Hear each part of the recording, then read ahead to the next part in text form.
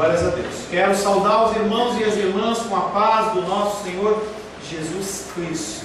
Amém. Você precisa apenas da paz do nosso Senhor Jesus Cristo. Se você tiver isso, as outras coisas são tiradas de letra, são fichinhas, porque a gente vai entendendo cada vez mais que a soberania de Deus, ela é soberana, e parece uma coisa que você fala meio sem sentido, mas a soberania de Deus, ela é soberana. Ela cuida de mim, cuida de você, ela está no controle de todas as coisas e nada pega Deus de surpresa. A tua situação não é grande demais, a minha situação não é grande demais, a sua situação não é complicada demais para o meu Deus e o nosso Deus, e nós temos que confiar e descansar nisso.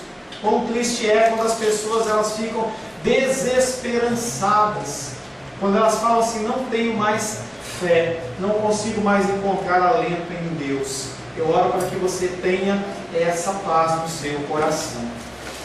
Como é nosso costume, nós fazemos um breve resuminho da semana passada. Nós estamos meditando no Evangelho de João capítulo 6. Semana passada nós estivemos meditando sobre o tema: crer em Jesus é fazer a obra de Deus. Trabalhamos e recebemos nossos salários. Estudamos e somos aprovados ou reprovados pelas nossas notas. Espiritualmente, esse proceder ele não funciona. Grandes coisas, métodos, metodologias que você aplica na vida secular, muitas vezes não funcionam na vida espiritual. E as pessoas elas ficam tentando resolver as coisas com as suas forças e elas não conseguem. O versículo que ficou na semana passada é João capítulo 6, verso 27, e diz: trabalhai não pelo alimento que perece, mas pelo que permanece para a vida eterna. Alimento que o Filho do Homem vos dará, pois Deus o Pai o confirmou com o seu selo. Pô, faz um favor para mim, vê se a Fernanda e o Arthur eles querem a folhinha, se der você põe a pastinha para eles, tá? Somos chamados a crer em Jesus. Diferente do mundo natural, não há moeda de compra ou barganha que nos faça merecedores de reivindicar qualquer benefício do Senhor. Você não tem direitos.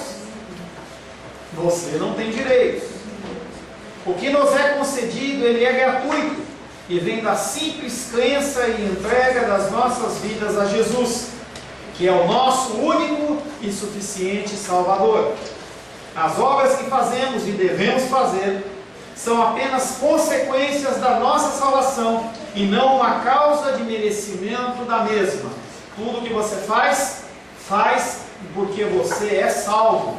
Você não tem como granjear a salvação através das obras, mas uma coisa que mostra que você é salvo são as obras que você faz, os seus pensamentos, o teu pensar e o teu falar. Quero convidar você a abrir a palavra de Deus no Evangelho de João, capítulo 6. Evangelho de João, capítulo 6. Nós vamos meditar, nós vamos ler do verso 22 em diante. Evangelho de João, capítulo 6, verso 22 em diante. Assim diz a palavra de Deus. No dia seguinte, a multidão que ficara do outro lado do mar notou que ali não havia senão um pequeno barco, e que Jesus não embarcara nele com os seus discípulos. Tendo esses partido sós, entretanto, outros barquinhos chegaram de Tiberíades, perto do lugar onde comeram o pão, tendo o Senhor dado graças. Quando, pois, viu a multidão que Jesus não estava ali, nem os seus discípulos, tomaram os barcos e partiram para Cafarnaum à sua procura. E tendo-o encontrado no outro lado do mar, lhe perguntaram: Mestre, quando chegaste aqui? Respondeu-lhe Jesus: em verdade vos digo, vós me procurais, não porque vistes sinais, mas porque comestes dos pães e vos fartastes. Trabalhai não pela comida que perece, mas pela que subsiste para a vida eterna, o qual o Filho do Homem vos dará, porque Deus, o Pai, o confirmou com seu selo. Dirigiram-se, pois, a ele, perguntando: que faremos para realizar as obras de Deus? Respondeu-lhe Jesus: a obra de Deus é esta, que creais naquele que por ele foi enviado. Então lhe disseram eles: que sinal fazes para que o vejamos e creiamos em ti? Quais são os teus feitos? Nossos pais comeram maná no deserto, como está escrito: deu-lhes a comer o pão do céu. Replicou-lhes Jesus: em verdade vos digo, não foi Moisés quem vos deu o pão do céu. O verdadeiro pão do céu é o meu Pai quem vos dá. Porque o pão de Deus é o que desce do céu e dá a vida ao mundo. Palavra do Senhor, amém? Amém. Senhor, em nome de Jesus, mais uma vez nós lemos a Tua Palavra. A Tua Palavra que é viva, a Tua Palavra que é eficaz, a Tua Palavra que gera mudança e transformação nas nossas vidas, nos nossos corações, pensamentos, palavras, ações, omissões. Tudo, Pai querido, parte da Tua Palavra. E nós queremos nesta noite nos submeter aos Teus ensinos, Pai. Mais uma vez, Pai, eu coloco na Tua presença como instrumento da Tua vontade, falho, fraco, despreparado. E peço ao Senhor que o Teu Espírito Santo não permita que eu envergonhe o Teu Evangelho através de ensinamentos provenientes do meu coração, mas que eu venha falar apenas as coisas concernentes ao Teu reino. Aos meus irmãos, às minhas irmãs e a mim também, eu peço ao Senhor um Espírito ensinável, que nós possamos ser dispostos a abrir os nossos corações aos Teus ensinamentos, e que o Senhor nos dê um recado santo ao nosso coração, em nome de Jesus. Amém. Glórias a Deus. A palavra de Deus tem como título hoje: Jesus, o pão vivo que desceu do céu. Jesus, o pão vivo que desceu do céu. Estava com as crianças antes do culto. Essa folhinha é algo que vem no sentido de fazer elas participar do culto de uma forma mais ativa. A partir do entendimento das crianças, eu sei que se vocês estão recebendo realmente o entendimento ou não. E eles têm uma série de atividades que talvez fosse uma atividade interessante até para os adultos, para que os adultos eles pudessem prestar atenção e não ficarem com a cabeça vagando lá pelas nuvens. Por isso que as crianças elas estão ligadas. Agora eu não posso perguntar, pergunta para ti, tá? O primeiro versículo que nós vamos estar meditando dentro do nosso texto é João capítulo 6, verso 30, que diz o seguinte: então lhe perguntaram: que sinal fazes para que vejamos e creiamos em ti? Que obra fazes? Aqueles homens, só fazendo uma breve retomada, você lembra que houve a multiplicação dos pães, e aqueles homens quiseram fazer Jesus Cristo rei, e Jesus Cristo sobe para o monte, e os discípulos ficaram de biquinho, e decidiram ir embora. Pegaram o barquinho e foram embora. E de manhã, quando aqueles homens eles veem que nem Jesus estava lá, e nem os discípulos estavam lá, eles pegam os barcos que tinham vindo de Tiberíades, pegaram uma carona e voltaram para Cafarnaum, onde era a região onde Jesus morava, era onde havia a maior possibilidade de encontrar Jesus. E aí começa um diálogo, e eles começam a perguntar: como é que você veio aqui, Jesus? Como é que você chegou aqui? E Jesus Cristo não responde a pergunta deles, mas fala: vocês estão aqui porque vocês querem uma bênção.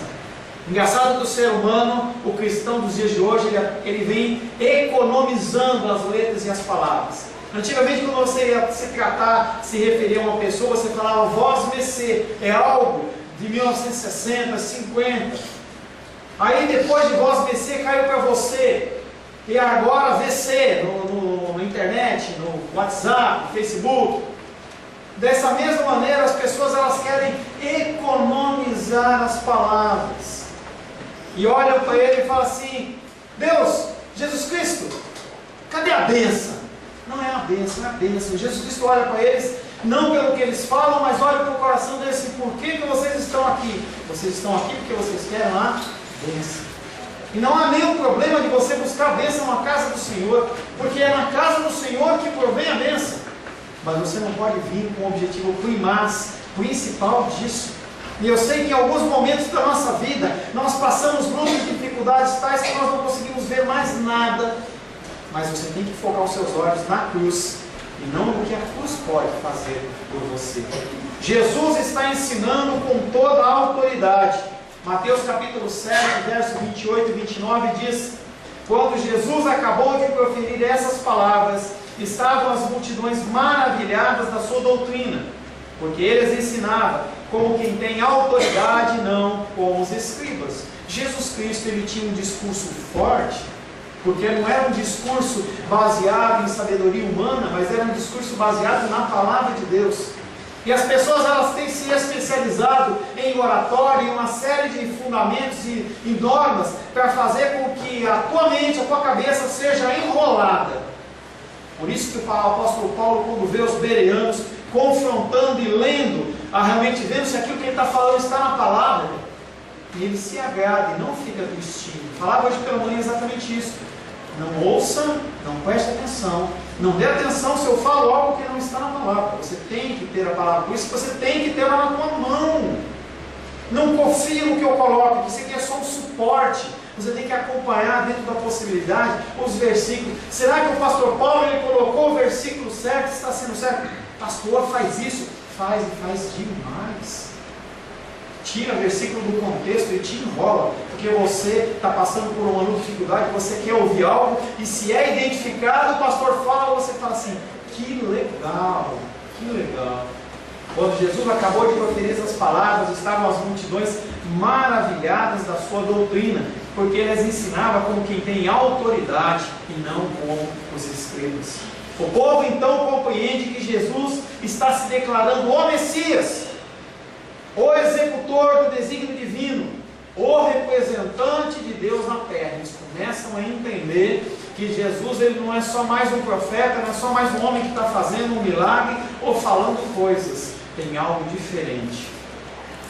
Por não terem entendido o sinal anterior, não lhes basta apenas a credencial, o pão que comeram no dia anterior, e pedem um sinal especial que dê garantias ao que ele está exigindo, ao que ele está falando. Aqueles homens que, primeiramente, acreditaram em Cristo pelo que eles estavam vendo, comeram de uma forma milagrosa naquele pão que foi multiplicado. Quando vem Cristo se colocando como o Messias, eles querem algo a mais. Que sinal fazes para que vejamos e cremos em Ti? Você pode fazer alguma coisinha a mais, Senhor? Você pode me dar mais uma bênção? Você pode me dar dinheiro? Você pode me dar saúde? Pode me dar algo realmente para que eu possa acreditar em Ti?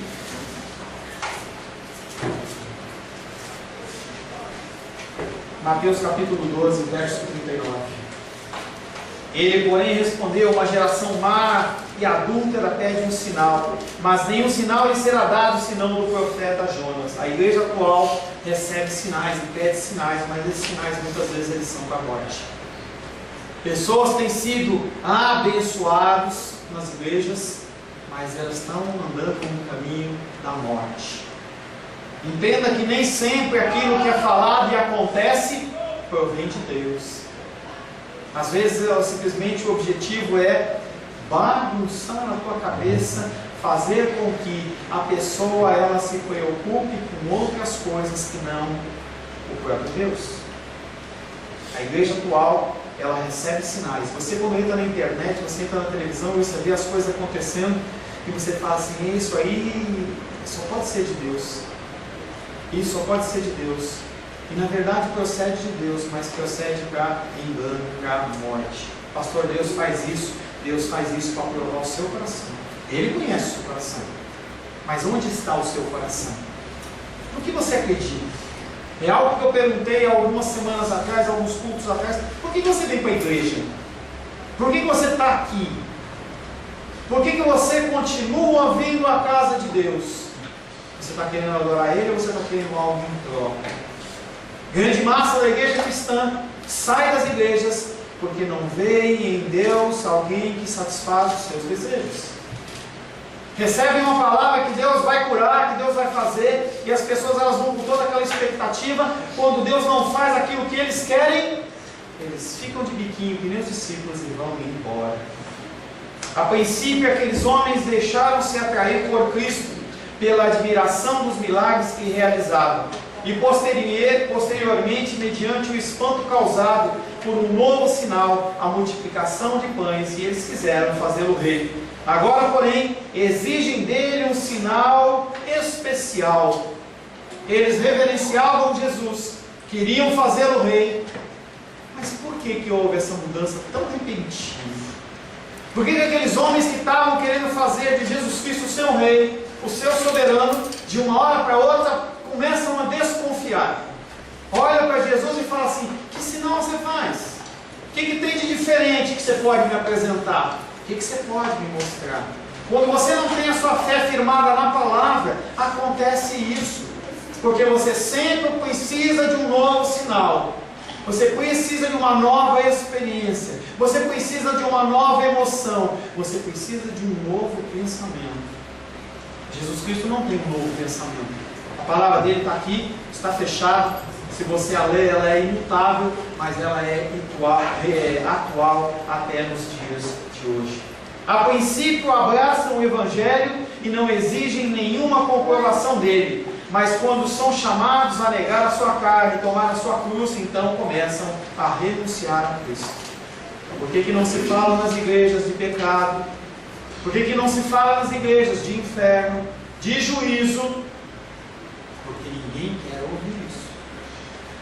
Você quer ouvir que está tudo bem, que está tudo certo, que você é ovelhinha de Jesus, que você é lindinho, você é florzinha, você é fofinho. E nós ensinamos as crianças desde pequeno: só uma ovelhinha de Jesus. Ninguém ensina as crianças que elas são pecadoras. E elas acham que elas são santas. E elas constroem o seu reino desde pequeno. Reinos. Nós estabelecemos reinos nas nossas vidas. Há um reino da Sofia, há um reino da Fernanda, há um reino do Arthur e do Henrique, e há um reino do Arthur, e todos nós temos o nosso reino. E nós achamos que nós mandamos neste reino, e que esse reino ele tem que ser controlado apenas por mim. Quando você entra no reino de Deus, esse reino ele tem que deixar de existir.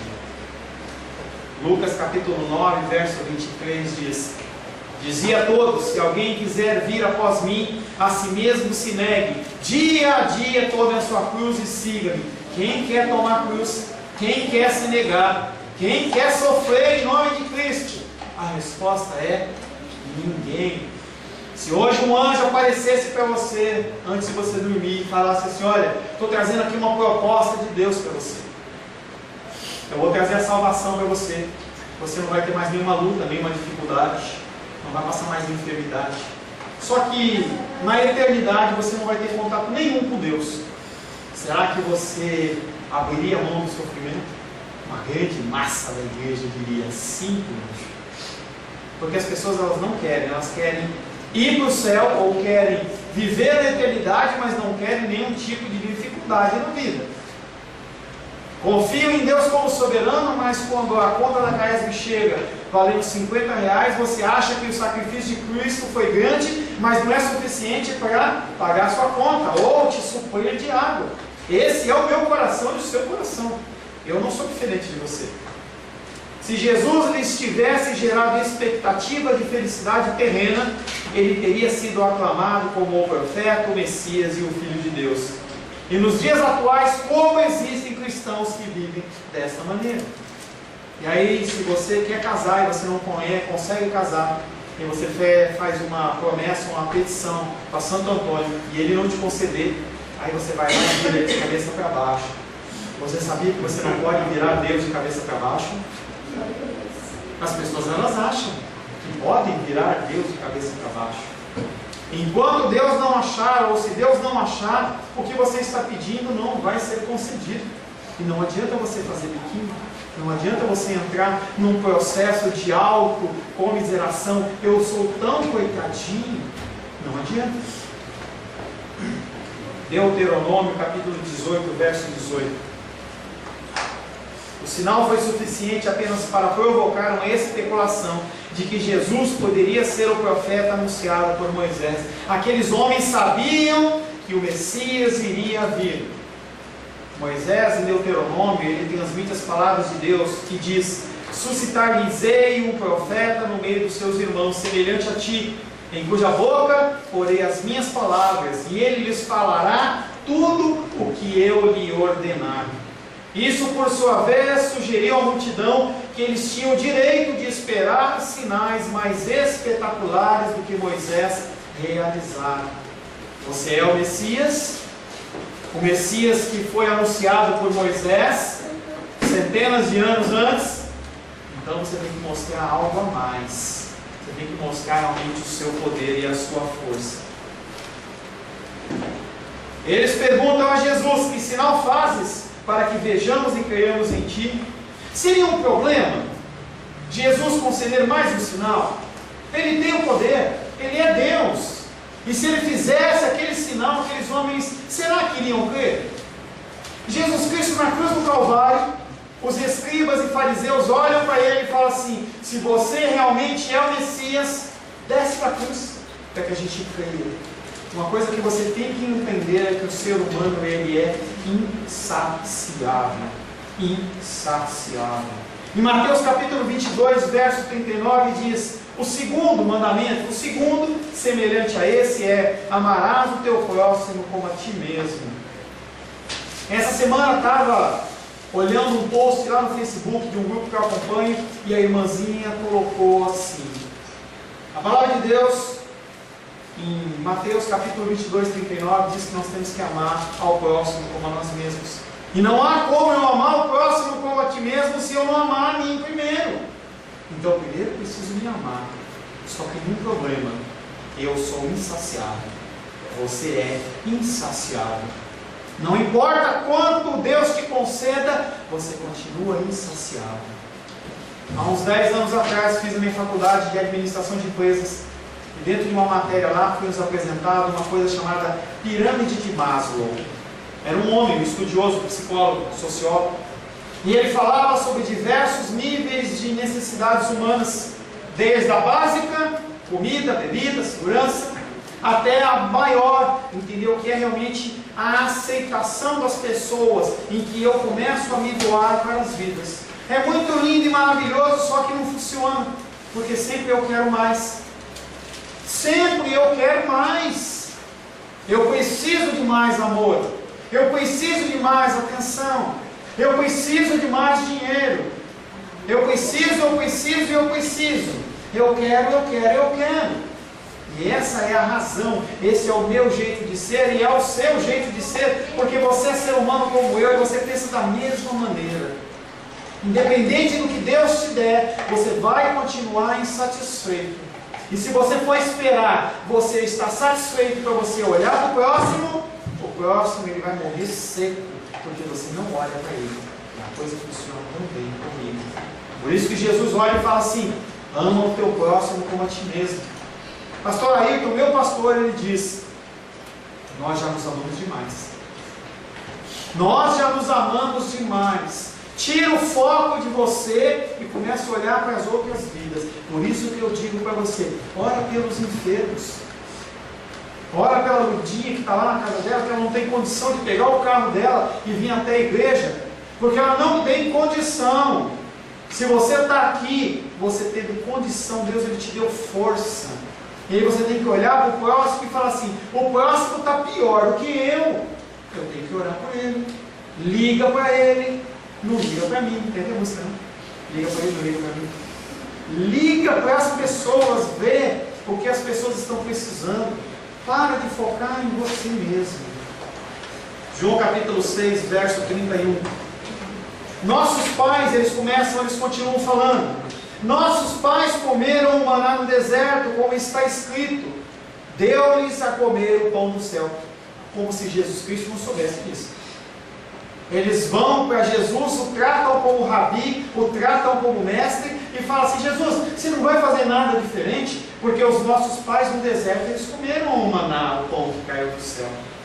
Outro elemento que aparece é o da alimentação da multidão por Jesus. Jesus ele fala: não trabalha pela comida que perece, vai buscar a comida que não perece, que ela é eterna. E quando ele começa a falar disso, as pessoas naturalmente fazem referência ao maná. O maná foi aquele alimento que o povo de Israel recebeu por 40 anos, porque eles estavam numa situação que era inóspita, não tinha como eles plantarem. A vida dele era vida de pessoas nômades, em que eles estavam um tempo aqui, depois estavam um tempo lá, ficavam um tempo perto de um monte, a coluna se movia, a coluna ficava, e eles não tinham como plantar, e o Senhor eles providenciavam através do maná.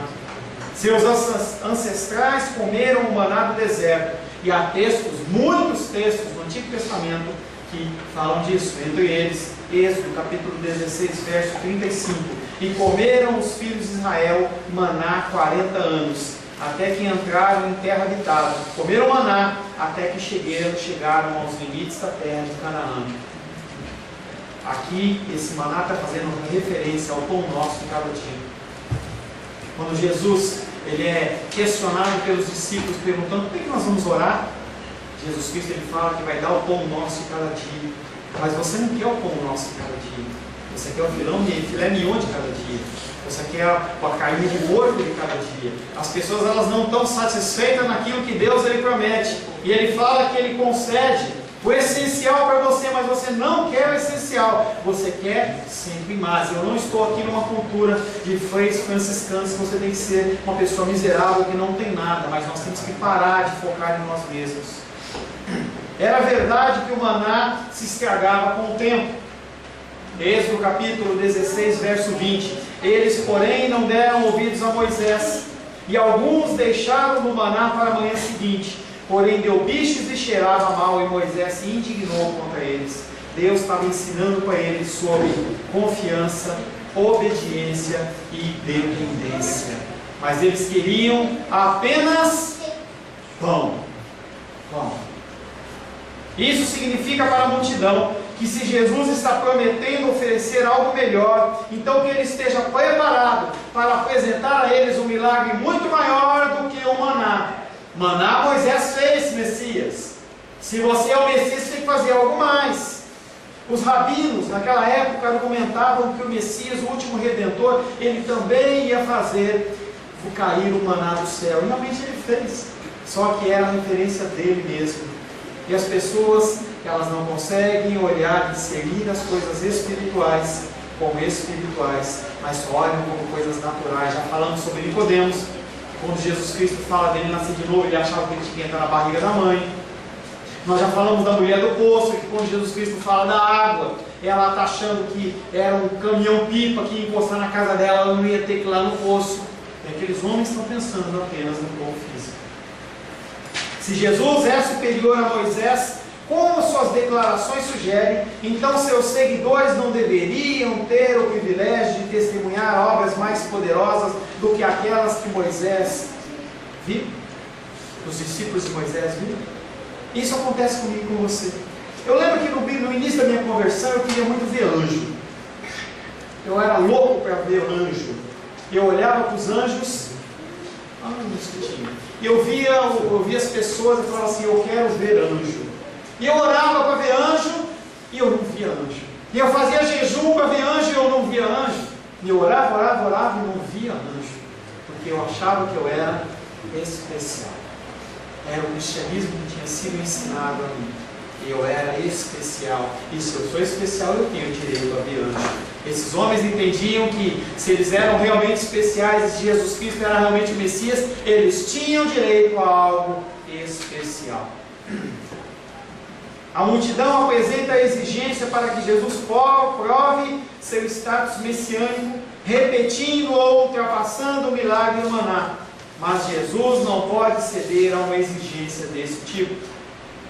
Como o interesse da multidão era em um Messias primariamente político, se Jesus atendesse o desejo deles, estaria reconhecendo as aspirações de fazer o rei que eles tinham manifestado no dia anterior. Pior, ele teria torcido, pervertido o seu trabalho como Messias.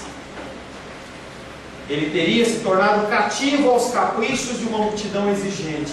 Se Jesus fizesse aquele sinal, ele queria outro sinal, e queria um outro sinal, e cada dia ia ser necessário um novo sinal. Nós já falamos isso em escola dominical, e eu vou apenas informar para você. Você sabia que os milagres, eles são para os incrédulos, eles não são para os crédulos? A fé não é a fé no que você vê. A fé é algo que você não vê e você não consegue contemplar. Eu creio porque Jesus falou, não porque eu estou vendo. Pessoas que precisam de sinais para crer em Cristo, eles são incrédulos. Naquela época eu precisava do anjo, eu era incrédulo. Até que o Senhor me ensinou e trabalhou no meu coração que eu não preciso ver anjo, não preciso ver coisa nenhuma, simplesmente eu tenho que crer. Romanos capítulo 12, verso 2 diz: e não vos conformeis com esse século, mas transformai-vos pela renovação da vossa mente, para que experimenteis qual seja a boa, agradável e perfeita vontade de Deus. Você se engana se você acha que Jesus, ele vai se amoldar à sua vontade, ao seu querer. O versículo diz que nós não podemos nos conformar a esse mundo, mas nós temos que nos amoldar à palavra. Nós temos que nos amoldar ao que Cristo fala e ensina. Essa é a nossa função. Finalmente, o 1, Romanos 3, 28.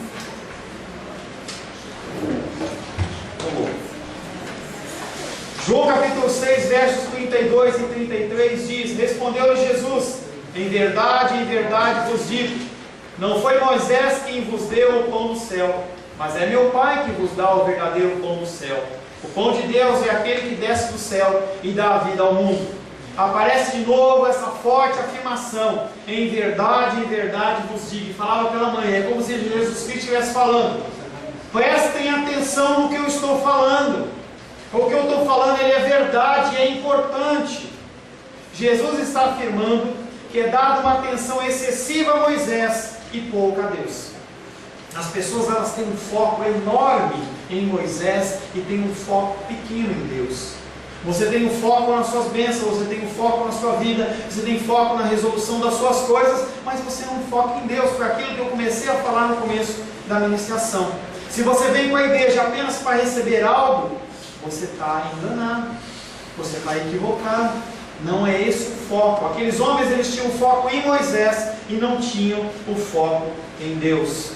O foco estava sendo no mediador e não no real provedor. Deixa eu ver se eu me acho aqui.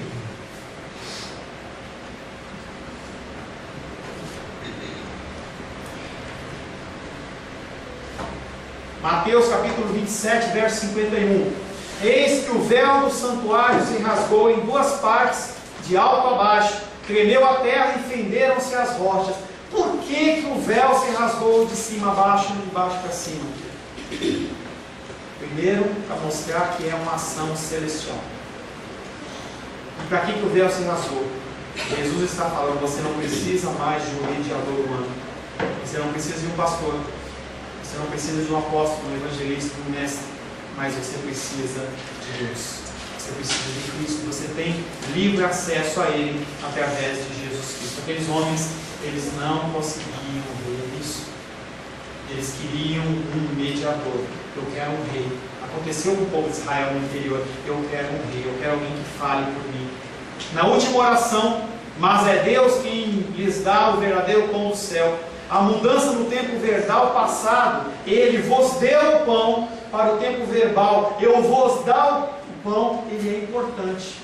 Esse texto que nós lemos: respondeu Jesus: em verdade vos digo, não foi Moisés quem vos deu o pão do céu, mas é o meu Pai que vos dá. Ele está falando sobre Deus como um ser eterno, algo que eu falei na semana passada. O nosso Deus, ele não tem passado, o nosso Deus não tem futuro, mas é um Deus de eterno presente. Por isso que Ele está contigo todos os dias. Ele sabe o que acontece, o que não acontece. Ele te acompanha. Ele é Deus. Quando Ele se apresenta a Moisés na sarça ardente em Êxodo capítulo 3, verso 14, Ele diz: disse Deus a Moisés: eu sou o que sou. Disse mais: assim dirás aos filhos de Israel: eu sou, me enviou a vós outros. O maná é chamado pão do céu, mas ele é apenas para a nutrição do corpo, e você precisa do pão. Deus, ele sabe disso. Você precisa do pão que te alimenta. O pão, porém, que deve ser verdadeiramente buscado, ele é celestial, e é aquele que fornece a nutrição espiritual para a alma. Por que você tem que buscar o pão espiritual ao invés deste pão natural? Porque o pão natural, ele já te garante. O maná diário, ele já te garante. Independente do que você faz ou que não faz, apenas pelo fato de você ser filho dele, ele te garante. Quando Maria e Marta estavam naquela discussão discussão, atendo a Jesus, vou trabalhar ou não. Jesus olha para Marta e fala: Marta, para, o principal já foi dado, e é para Maria que está aqui sentada, para e ouve. Busca o reino de Deus e a sua justiça, e as coisas naturais, as coisas simples, elas vão ser acrescentadas.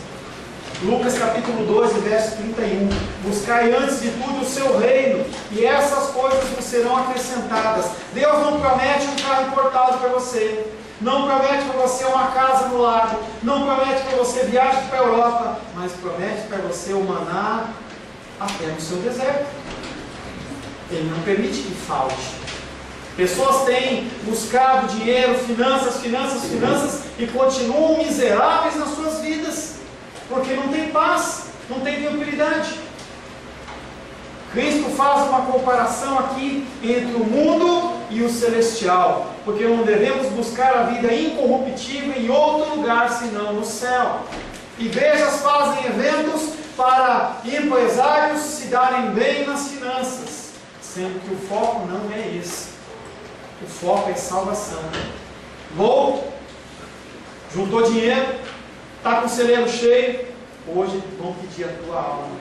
Mateus capítulo 6, verso 19 e 20 diz: não acumuleis para vós outros tesouros sobre a terra, onde a traça e a ferrugem corroem, e onde ladrões escavam e roubam, mas ajuntais para vós outros tesouros no céu, onde traça nem ferrugem corrói, e onde ladrões não escavam nem roubam. Não entenda que eu estou dizendo para você não trabalhar. Eu estou dizendo para você que você não pode ficar juntando. Pastor, eu não posso ter uma poupança. Claro que pode, eu tenho. Mas você não pode pôr a sua confiança na poupança. Você não pode pôr a sua confiança no plano de saúde. Você não pode pôr a tua confiança na tua aposentadoria, mas você tem que ter a confiança em Deus. Jesus com isso afirma que os seus oponentes estavam centralizando seus pensamentos em Moisés, mas que o verdadeiro pão não foi o maná no deserto, mas é o que o Pai lhes dá, Ele próprio, Jesus. O maná anterior era imperfeito, ele estragava com o tempo, e o povo comia e perecia com o tempo. Só que quando você come do pão da vida, o pão eterno, o pão de Cristo, você não perece, você continua vivo. O tempo urge, algo que eu falei pela manhã e eu finalizei a palavra com isso. O tempo urge, é urgente. Você e eu não dispomos de muito tempo para nos prepararmos devidamente. E aí estava ouvindo uma história tão triste. Nosso irmão contou hoje pela manhã de uma criança pequenininha de 10 anos, da idade quase do Arthur, quase da idade da Fernanda, da idade da minha filha. Faleceu. Acidente de carro. A criança morreu. As crianças, os jovens, eles acham que eles têm o tempo todo. Quando eu vejo a vida da minha filha, vejo a Bea, vejo o Gabriel, que são os maiorzinhos aqui dos adolescentes, a vida ela pode ser ceifada assim.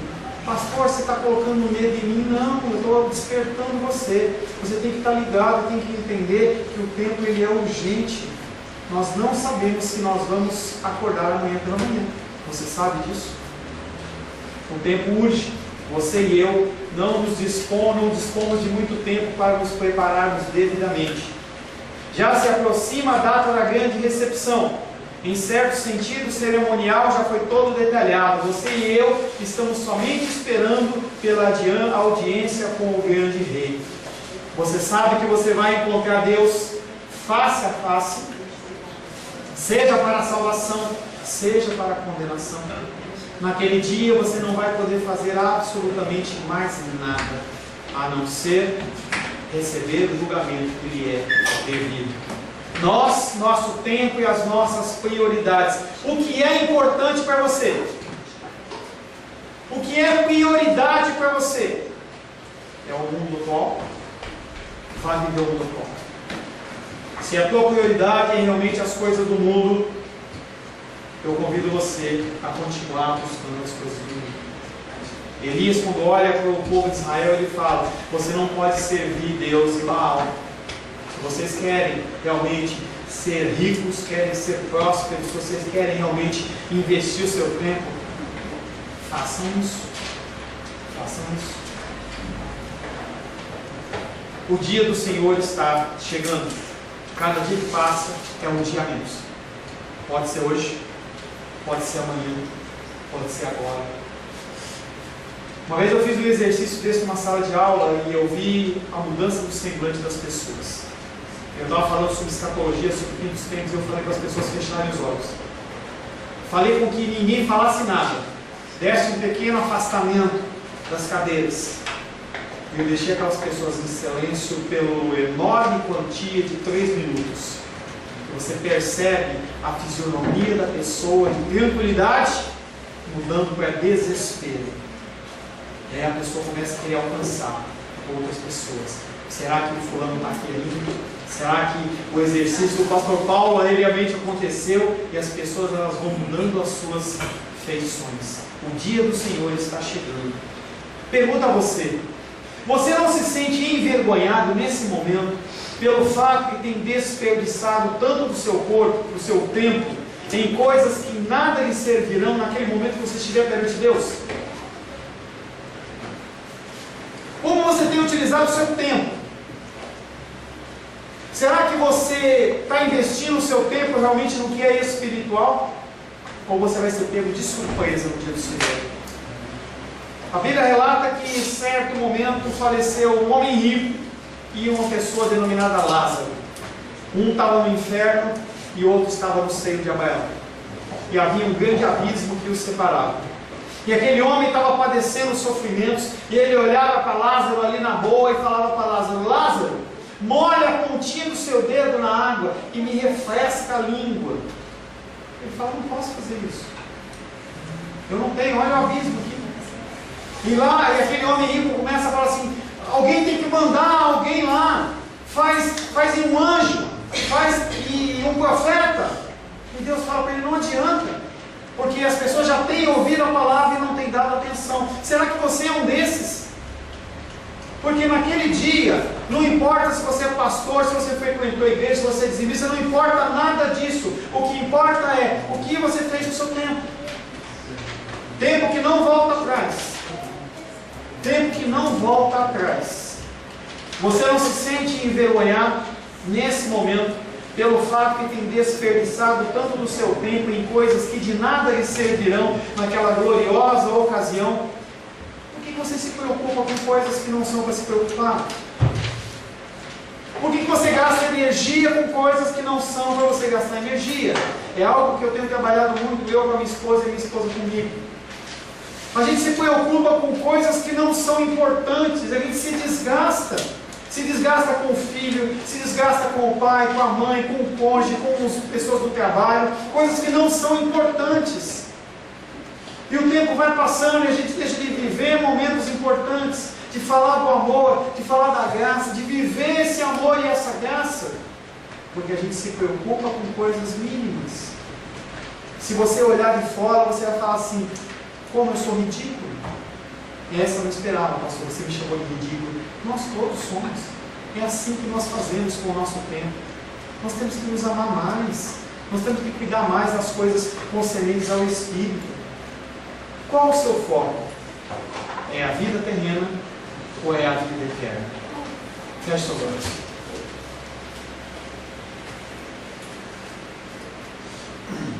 Senhor Deus, quero agradecer ao Senhor mais uma vez pela ação do Senhor.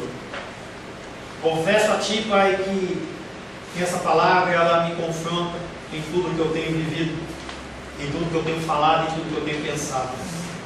E eu quero, Pai, que ser encontrado naquele dia como Teu Filho amado, mas eu sei que como princípio principal é a graça do Senhor, mas eu tenho a minha responsabilidade humana que eu tenho que cumprir e tenho que fazer. Eu tenho ouvido a Tua palavra, nós temos ouvido a Tua palavra, e nós não temos gerado nos nossos corações mudança e transformação.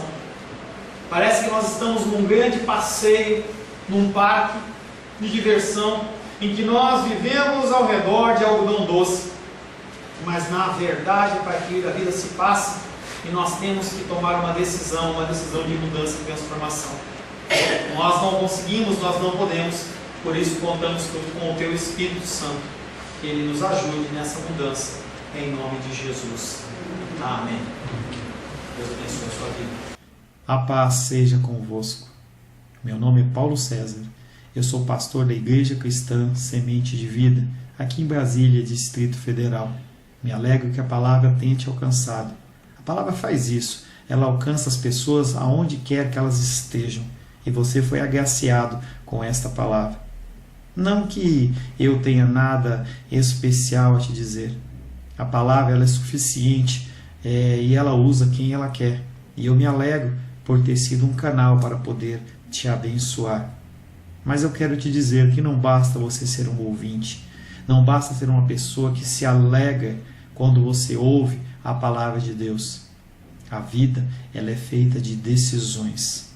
Se você está ouvindo essa palavra hoje, eu creio que o Espírito Santo tem um propósito especial com você. Muito mais do que prosperidade, muito mais do que uma cura física, uma cura emocional ou espiritual, Ele quer te alcançar para a vida eterna. Nós investimos nosso tempo, nós investimos as nossas forças em coisas terrenas, mas o Senhor ele tem muito mais a oferecer. Ele tem sim para você a cura, Ele tem sim para você a prosperidade, mas Ele tem muito mais que isso. Submeta-se a um Deus que Ele é capaz de mudar e transformar a sua vida por completo. Creio que o Espírito Santo ele é capaz de tocar o teu coração. Quero pedir que você curve a sua cabeça. Senhor, em nome de Jesus, coloco na tua presença essa vida que ouve esta ministração, que ouve esta palavra. Pai, eu não tenho capacitação nenhuma, mas o teu Espírito ele é capaz sim de tocar nesta vida, gerar nela mudança, transformação, arrependimento, e que ela possa simplesmente bater no peito, convencendo-se que é pecadora e que precisa de um Deus salvador. Não há um caminho a ti, meu Deus, que não seja através de Cristo. E eu lhe peço, Pai querido, que você alcance essa vida e ele possa sim tomar uma decisão pessoal pelo Senhor, em nome de Jesus. Amém. Amém, meu querido. Amém, minha querida. Fico contente que você esteja ouvindo essa ministração até o fim. E peço que você não se limite a ouvir os cultos pela internet. Você procure perto da sua casa uma igreja, um lugar que proclame a palavra do Senhor. Eu oro para que o Espírito Santo te direcione nessa busca, porque muita coisa tem sido oferecida que não é o Evangelho. Eu abençoo a sua vida em nome de Jesus. Amém.